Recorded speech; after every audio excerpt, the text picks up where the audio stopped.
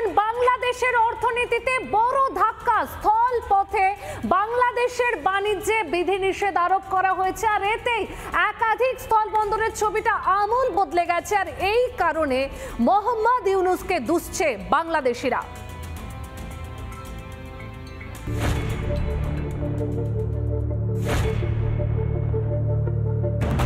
ইসলামাবাদকে operation সিঁদুরের মাধ্যমে সবক শেখানোর পরেই এবার ঢাকা নিয়ে কড়া অবস্থান দিল্লির। বাংলাদেশের অর্থনীতিতে বড় ধাক্কা ভারতের।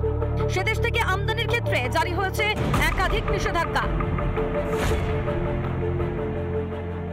বড়সড় ক্ষতি হবে বুঝতে পেরে ইউনূস সরকারের বিরুদ্ধেই মুখ খুলেছেন সেদেশের ব্যবসায়ী থেকে শুরু করে গাড়ির চালকেরা। আমি যে রাস্তায় দাঁড়িয়ে রয়েছি, এখান থেকে কিন্তু বাংলাদেশ থেকে ট্রাক আছে। বাংলাদেশ থেকে কিন্তু এখনো কোনো ট্রাক কিন্তু দেখতে পাওয়া যায়নি। কার্যত এই শনিবারের যে সিদ্ধান্ত ভারত সরকারের, সেই সিদ্ধান্তে কিন্তু কার্যত একেবারে মুখ থুবড়ে পড়েছে বাংলাদেশ সরকার। সরকার দেশেরও ক্ষতি করছে, দুনিয়ার লরিগুলো বন্ধ হয়ে যাচ্ছে, ব্যবসা বাণিজ্য বন্ধ হয়ে যাচ্ছে, শ্রমিকরা হাহাকার করছে খাওয়ার জন্য, ব্যবসা বাণিজ্য নাই, তাদের টাকা পয়সা নাই, বাচ্চা কাচ্চা স্কুলে যেতে পারে না। আন্দোলন নামবে বাংলাদেশে, তা তো একসময় নামবেই। বাংলাদেশি শিল্প মহলে ব্যাপক প্রভাব পড়বে সেটা দেখা যাচ্ছে স্টেশনের বর্তমান অবস্থা দেখেই। তার কারণ ইতিমধ্যেই দু দেশের মধ্যে আসা যাওয়ার সংখ্যাটাও কমেছে অনেকটাই।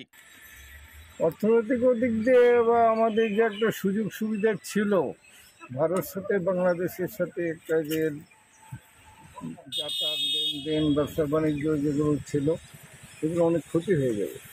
এটা কি ইউনূস সরকারের জন্য? ইউনূস সরকারের জন্য।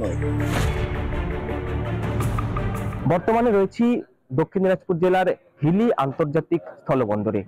সেই স্থলবন্দর দিয়ে বাংলাদেশ থেকে ক্রুড অয়েল, গুড়, বিভিন্ন রকম যে সামগ্র সেটা কিন্তু আসতো, এবং ভারত থেকেও বিভিন্ন সামগ্র সেটা কিন্তু বাংলাদেশে যেত। সেই মুহূর্তে সেই ক্ষেত্রে কিন্তু বড় ধাক্কা খেয়েছে বাংলাদেশ। আমাদের ইন্ডিয়ান সেরকম ক্ষতি হবে না, ক্ষতিটা বিশেষ করে বাংলাদেশেরই হবে। এই যে চালের বিল এখনো আমাদের আটকে আছে, তো সেই ক্ষেত্রে ওরা ডলারের জায়গায় আরো ঘাটতির মুখে পড়বে, এটা আমরা মনে করছি। বাণিজ্যিক ধাক্কা দিয়ে শুরু, এখনই সতর্ক না হলে বাংলাদেশের কপালে আরো দুঃখ আছে মনে করছেন সকলেই। রিপাবলিক বাংলা। নানা ধরনের কন্টেন্ট দেখার জন্য লাইক করুন, শেয়ার করুন আমাদের ফেসবুক পেজ, সাবস্ক্রাইব করুন আমাদের ইউটিউব চ্যানেল। পাশাপাশি অন্যান্য ব্রেকিং নিউজের জন্য অবশ্যই চোখ রাখুন রিপাবলিক বাংলায়।